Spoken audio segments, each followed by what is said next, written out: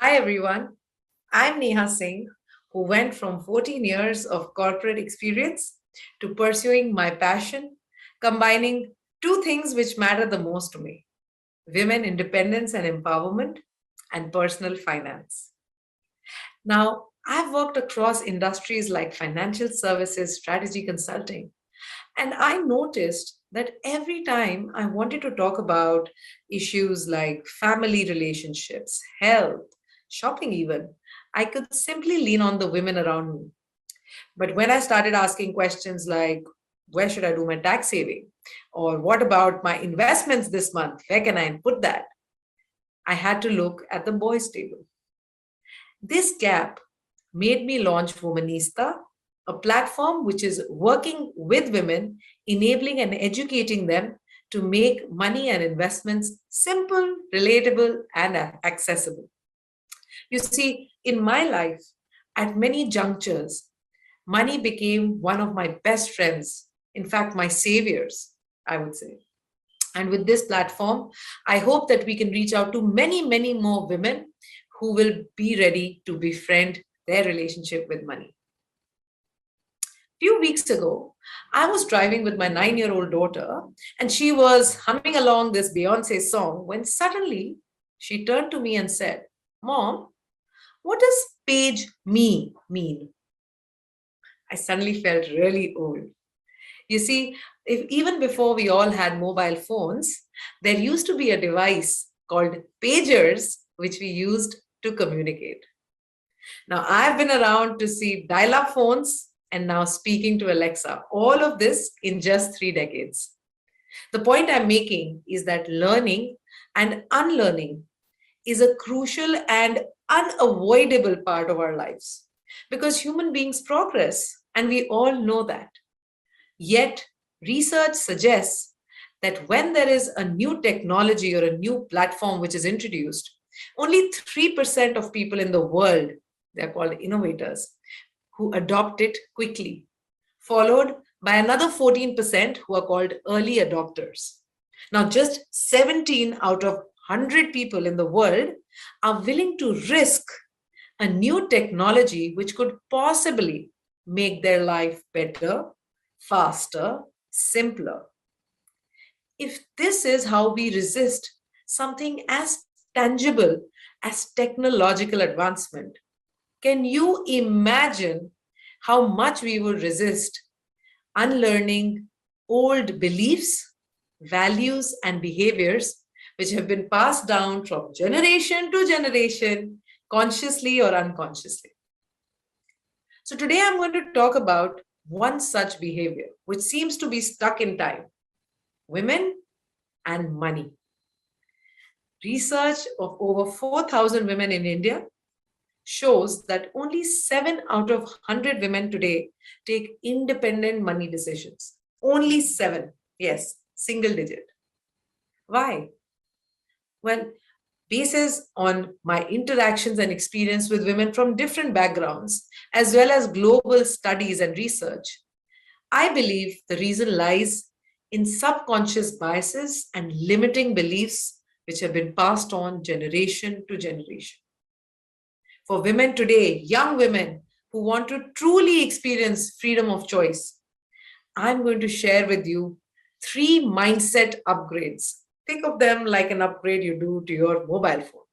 So, 3 mindset upgrades which are going to help us reboot our money beliefs and get rid of these limiting beliefs. Let's start with the first outdated belief passed on generation to generation. The first money upgrade that I suggest is this: money decisions are his job. Now, don't think of this as a capability issue. Absolutely not. In fact, this is not very different between working women or homemakers. Ask a working woman, how does she manage her investments? And she'll probably say that she leans on someone else or it's just kept in the bank. Ask a homemaker, and it is no different. Research says that young women start leaning on their fathers to help them with their early financial decisions. Only 5% women lean on their mothers. This behavior shifts to the husband as soon as women get married. And once they have children, the dependency on their husbands for financial decision making goes up 90 times. Yes. So here is a new way of looking at this. Yeah. Let's talk about this particular ad. I'm sure you all have seen this ad. Let's look at it. This is a very popular campaign called hashtag share the load, which talks about how men should participate in household chores like laundry or cooking or even taking care of the baby, right? Now, here is the mindset shift, or let's look at this narrative in a new light. Does this also not suggest that as smart, educated women, we also participate with the men in our families in financial decisions? Imagine yourself sitting on the dinner table and contributing, asking active questions to create wealth with and for your family. In fact, research says that women make good investors. There's a book also called Warren Buffett Invests Like a Girl. Warren Buffett being a legendary investor, it said that women have natural traits to be great investors. Talking about dinner table conversations brings me to the second mindset upgrade. The second mindset upgrade that I suggest looks something like this. Talking about money makes me look greedy and selfish. Break the taboo around money conversations. Global research suggests that 61% women would much rather talk about their own death than about money. Anything but money. Ouch. Right. Now, breaking away from this limiting belief comes from sounds in our head, which would be something like this. If I talk about money, I might look very selfish. It also comes from messages given to us as young girls. Put others before yourself, right? Or adjust so that you're seen as a good person, a good girl. I also got these messages as a young person, and it took me a long time to reset these beliefs. Here is the way I propose that you upgrade your mindset around this belief. Instead of thinking of money as evil, start thinking of money as a tool in your freedom toolkit. Yes, it's a tool which provides you with the freedom of choice. Now, wouldn't you want your sisters, your girlfriends to be equipped with this tool which gives them the freedom to choose? At times in our life when we have to take difficult decisions, maybe leaving a toxic relationship or starting an absolutely new career, money is going to be one of your best friends. Money is going to come in as your savior. So here is how I want you to think of money. Think of managing money as a form of self-love. When we think of it as self-love, we will not feel ashamed of asking too many questions. We will not feel ashamed of talking to each other about it. Here is a beautiful quote by Barbara Hewson from her book, Secrets of Six-Figure Women. It summarizes the beauty of money as self-love wonderfully. Asking for more is an act of self-love. Saying no is a show of self-respect. Refusing to settle is a statement of self-worth. And walking away is a sign of self-trust. Let's move on to the third mindset upgrade. The third limiting belief that we carry is that managing my own money is complicated. It's almost like rocket science. Let me reveal a little secret. Managing money requires only two things: fifth standard math and a basic, simple money management structure. Let me elaborate. So if I were to tell you to Whip me up a Mississippi mud pie. What's the first thing that you would do? Apart from Googling the spelling of Mississippi, you'll probably go and get yourself a recipe, isn't it?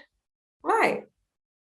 Because having a recipe is going to make sure that you don't put in too much time or resources and get a tasty Mississippi mud pie. Some chances of success, right? Similarly, managing our money only requires a recipe of creating a simple structure, starting small, and being disciplined about it. You can get yourself this recipe by leaning on money workshops, money mentors, money books, or all of them together. So get started with a small amount and find yourself a simple, smart money management system. So to become friends, just the way you make new friends. So to become friends with money, here are my 3 simple steps. The first one is to talk to each other. That's how you become friends. How you can talk to each other is by making sure that you write down what exactly are those dreams that you want to fulfill with the money that's coming in your life. The second one is meet each other often. That's what makes it a good friendship, which means every month, sit down for a money date with yourself, make it joyful, reflect over the good things that you did with your budget, and possibly the things that you're going to work on in the coming months. And finally, very important for a rock solid friendship is be respectful. Respect in the case of money comes from being conscious of how you're spending it and what your money is going to empower you with. I'm going to end about unlearning with this beautiful quote which stayed with me, and I hope it stays with you too. How does one become a butterfly? She asked pensively. You must want to fly so much that you're willing to give up being a caterpillar. So I hope the 3 money mindset upgrades which I shared with you help you fly high, my butterflies, and you will be able to reset and reboot your relationship with money. Thank you.